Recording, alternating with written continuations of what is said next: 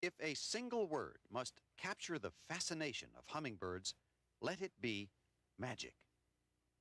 The hummingbirds are magic to us because they do what they're not supposed to be able to do.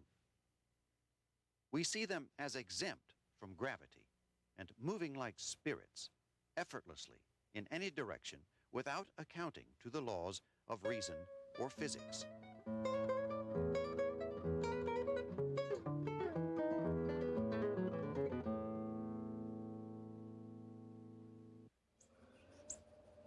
Part of the delight of watching hummingbirds is that they make their magic accessible. Indeed, accessibility is part of the appeal, for nearly everyone in North America can enjoy the hummingbirds at close range. Let's explore the adaptations and behaviors which bind all who come under the spell of these littlest angels.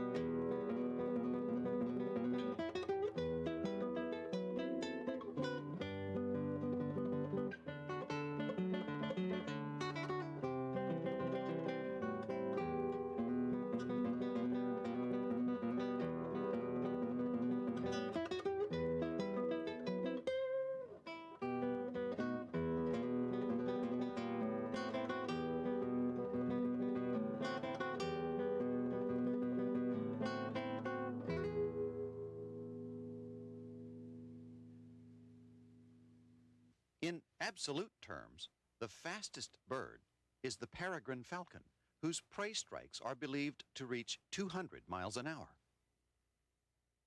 But because hummingbirds are so small, their apparent speed, the sensation of movement the eye registers, is even faster than that of the peregrine. A 3-inch hummingbird at 30 miles per hour flies through 176 times its own length every second, a rate it can sustain for hundreds of miles. Such rates of movement, such energies, are beyond our achievement, and until we become accustomed to them, they are beyond belief. In a word, magic.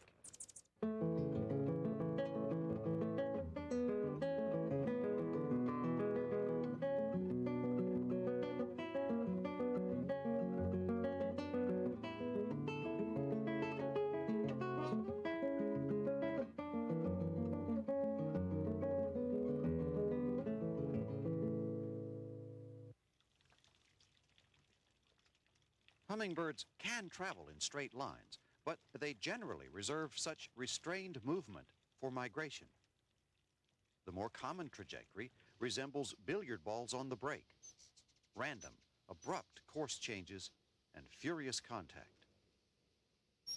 The hummingbird's penchant for noisy, concussive conflict brings us to consider their lifestyle.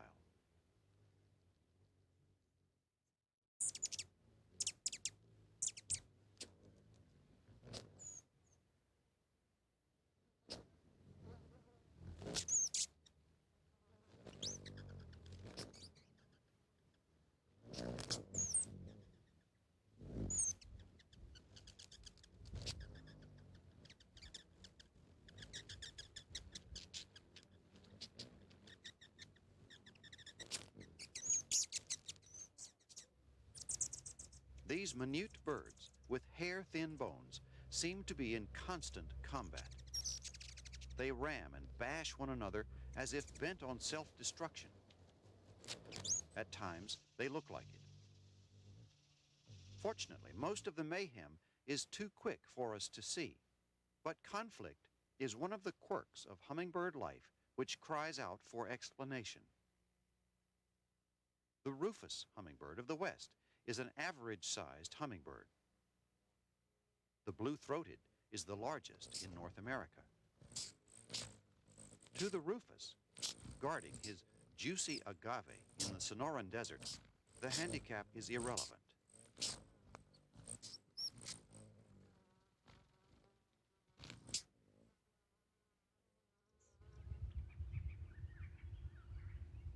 Hummingbirds are nectar eaters. They're very small, yet too heavy for the flowers to support, so they must hover to feed. Among birds, the ability to hover more or less indefinitely is unique to hummingbirds. Hovering is the key to the floral pantry. Hummingbirds achieve this energy-gulping form of flight by reversing the surfaces of the wing 60 times every second, so that on the backstroke, the upper side of the wing pushes air downward. The hummingbird wing, and that of no other bird, works like a helicopter's rotor, only instead of spinning, it oscillates.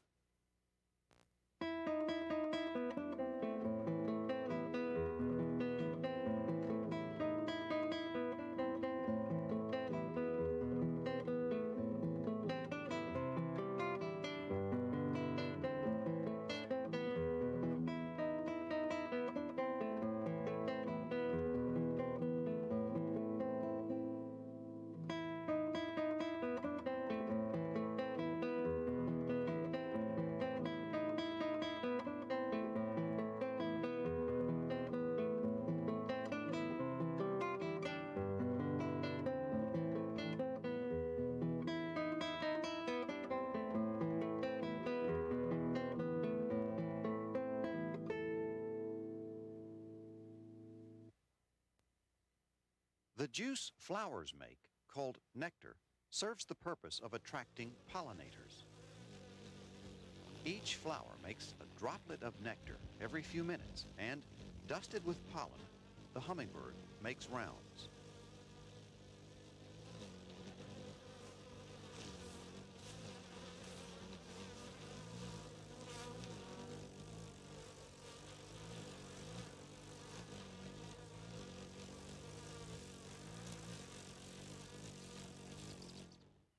A hummingbird feeds, then perches nearby while the flowers recharge. Possession of a nectar source is a life-or-death affair, and an unauthorized visit by a neighbor cannot be tolerated. Yet few can resist the call of the forbidden.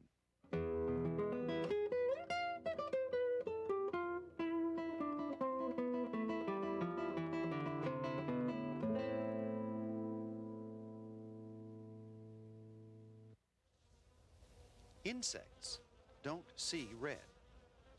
Some plants have taken advantage of this by evolving red flowers, shaped to bait hummingbirds to their pollen-bearing parts.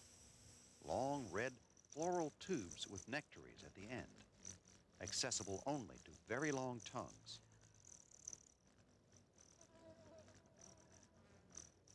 So, many of the flowers hummingbirds like are red and tubular.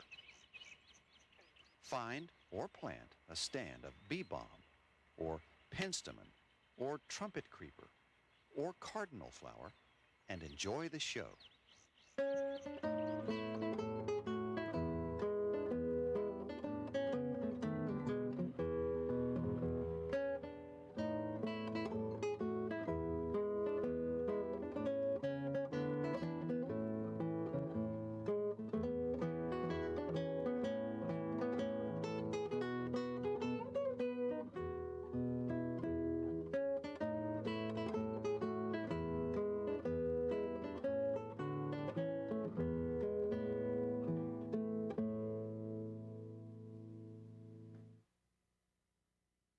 There are some exceptions to the red and tubular rule, mostly in the daisy family. Thistles are important, and single-flowered zinnias rarely miss. But the composite of choice is Tithonia, the Mexican sunflower, known to be addictive.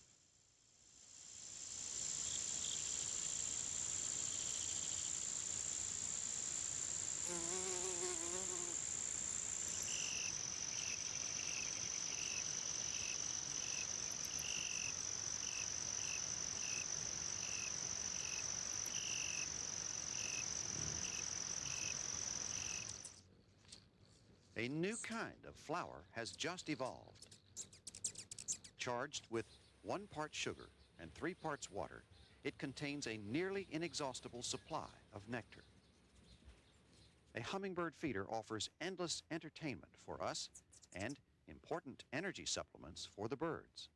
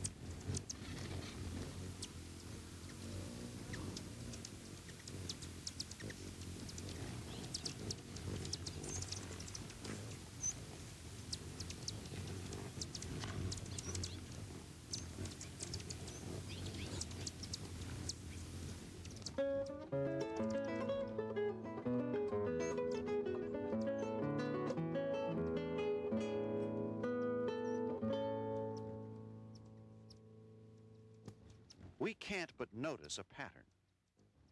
The feeder goes unattended for minutes at a time, followed by pandemonium. The birds could space their visits, avoid conflict, and save energy, but some force compels frenzied group feeding. In the swirl of invisible wings, we see the genetically encoded requirement to defend good nectar sources, although the plentiful nectar may yield moments of harmony. But harmony and hostility both require togetherness, and it is together that the hummingbirds feed. We can only speculate on their purpose, but even a squabbling group has more eyes and ears than a single bird. And what predator could focus in this confusion?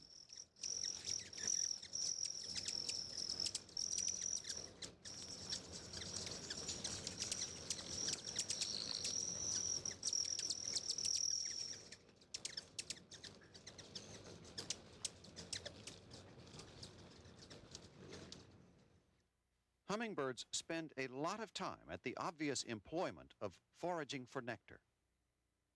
The business of catching insects is more subtle. While nectaring, they groom the flowers for small insects, and although it's hard for the eye to follow, they do some serious gnat snatching. Having so little mass and so much muscle, the hummingbirds can match the maneuvers of the insects. Insects account for a large portion of the hummingbird's food and are the only source of nutrients, including the proteins needed for the growth of the young.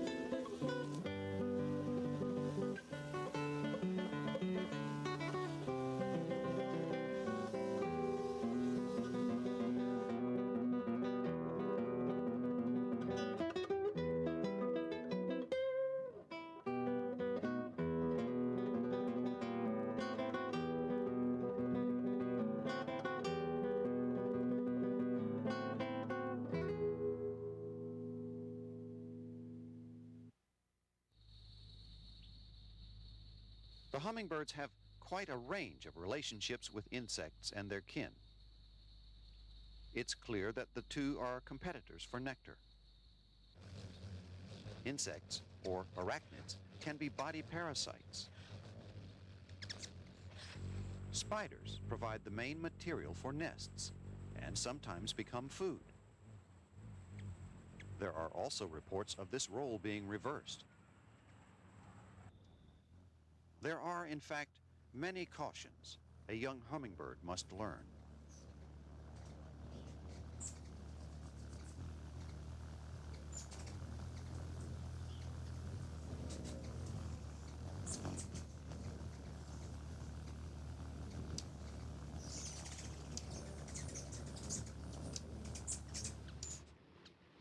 Even in the east, with only the ruby throat in summer, the swirl of birds at the feeder is bewildering.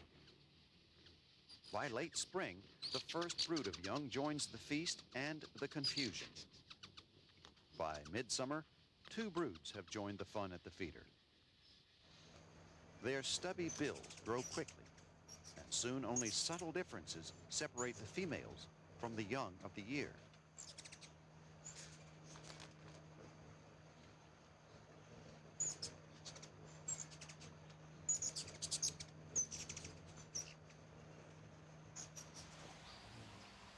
One trait of plumage is reliable.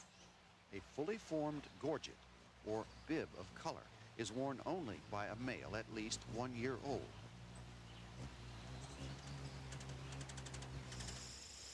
Males just out of the nest show no sign of the gorget, but just before the birds leave in late summer, the teenaged ruby throats wear hints of the iridescence to come.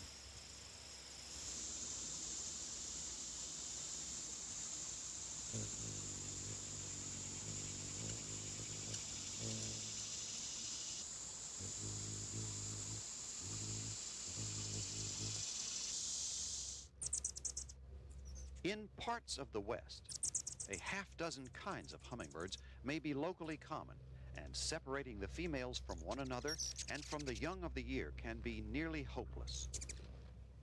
But the western males are always distinctive. Let's meet the males of the widespread western hummingbirds, including this rufous, and the broad-tailed hummingbird whose singing wings delight the Rockies.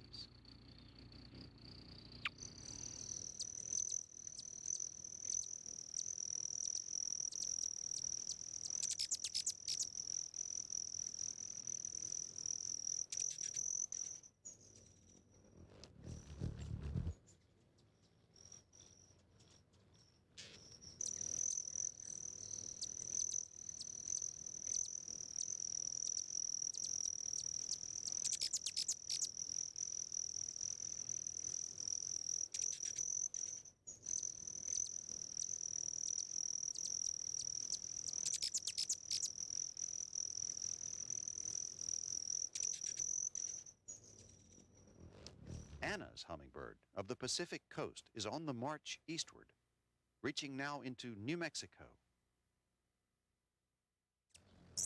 The tiny calliope, the smallest of North American birds, is a high-altitude sprite of alpine meadows. The calliope is dwarfed, but not intimidated by the black-chin.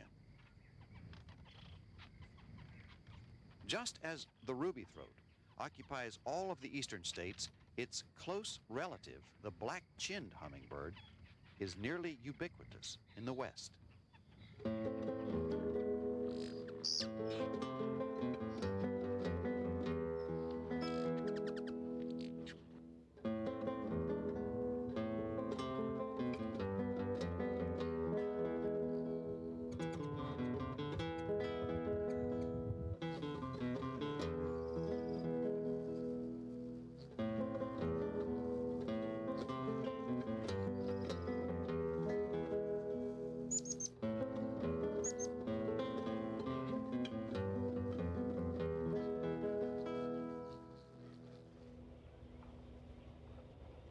In addition to the widespread western hummingbirds, there are some regional specialties. The buff-bellied is a signature hummingbird of the Texas coast. Costa's hummingbird is abundant in the southwestern deserts. Allen's hummingbird occupies coastal California in the nesting season before migrating southward, but it maintains a year-round enclave in the Channel Islands.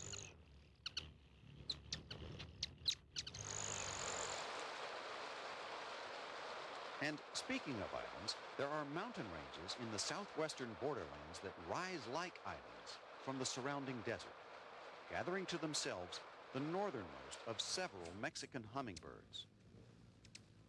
The Animas Mountains in New Mexico and the Chiricahuas and the Huachucas in Arizona are magnets for Mexican adventurers like the Lucifer and the violet-crowned hummingbird.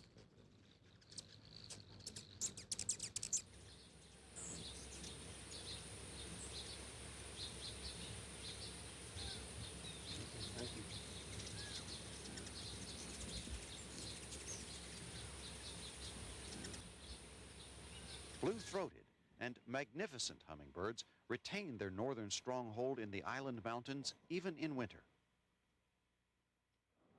This enchanted heart of the realm of the hummingbirds is sprinkled with riches and rarities we can see nowhere else in the USA.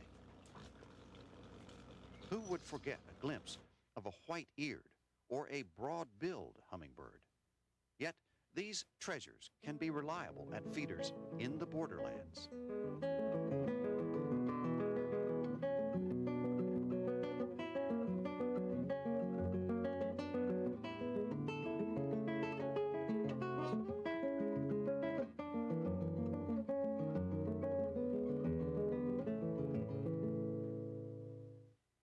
North America offers its birds two residence options: a seasonal plan and a permanent one. To be a permanent resident, you have to be able to gain a living from some form of stored solar energy. For the non-predator in winter, that means fruits and seeds. Waxwings and robins can winter with us. Hummingbirds, for the most part, cannot. They need nectar, which comes from flowers, which bloom only in the growing season. To keep its tongue in a flower, a hummingbird must make an epic journey from Alaska, say, to the Mexican highlands. From Minnesota down the continent, across 600 miles of open water to the Yucatan Peninsula and beyond, to winter with tropical hummingbirds whose names number in the hundreds.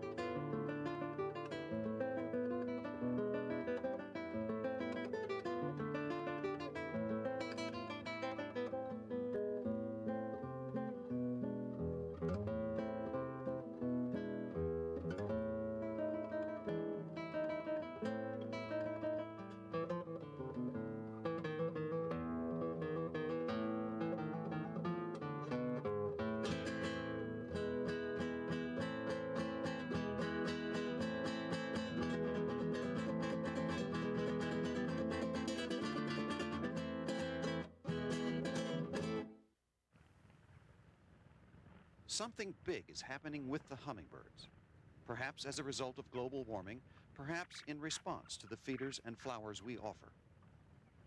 Some western hummingbirds are moving east.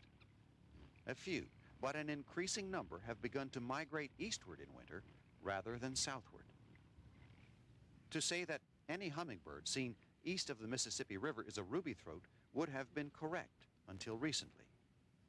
It's still largely so, but it's no longer absolutely so. The Gulf Coast states have now come to expect winter invasions of western hummingbirds. Black chins from the staked plains of New Mexico and Texas. Rufous hummingbirds from the northern Rockies, and magnificence from Arizona's desert mountains. In the bottom tier of states, hummingbird feeders now hang well into winter. Surprises have become commonplace. So much so that any hummingbird seen in the east after the first frost needs scrutiny. This young rufous hummingbird showed up at a feeder in the North Carolina Piedmont in October 1996 and stayed until a December blizzard.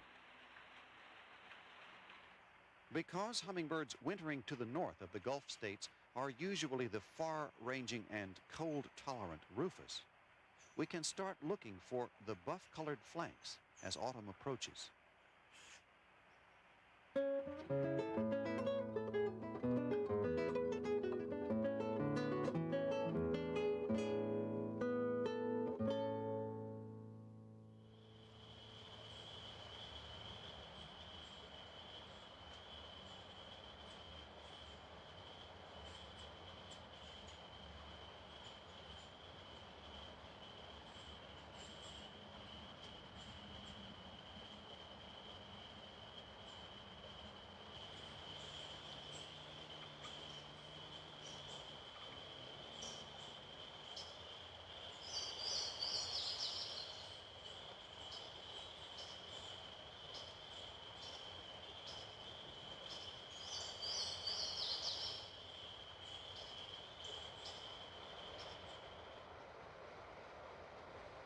Hummingbirds are among the first migrants returning north in spring. Males come first to sort out their territories and to dance before the females who will arrive soon after.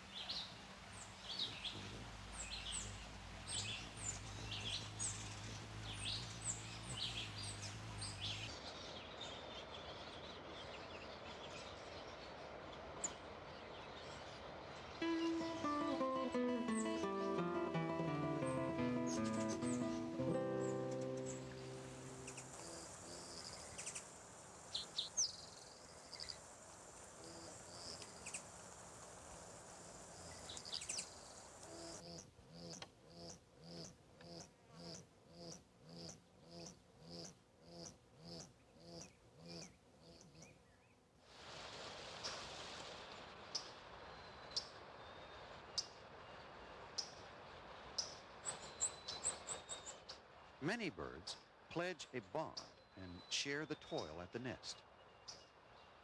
For whatever reason, nature permits the male hummingbird to limit his contribution to the courtship rituals, leaving the female to raise her brood alone, her labors all the more heroic in their solitude.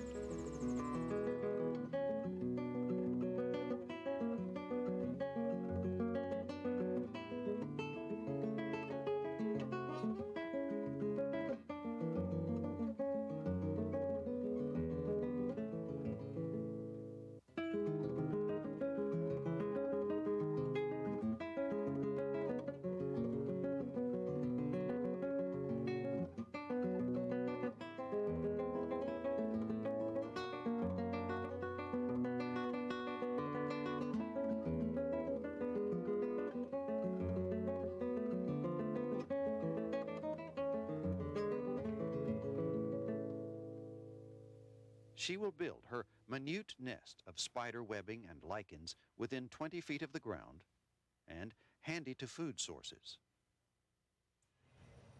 Flowers and feeders yield not only contact with the foraging birds, but the possibility of winning the hummingbird watching sweepstakes. With a keen eye and a lot of luck, you might see a female feed, then head for her nest.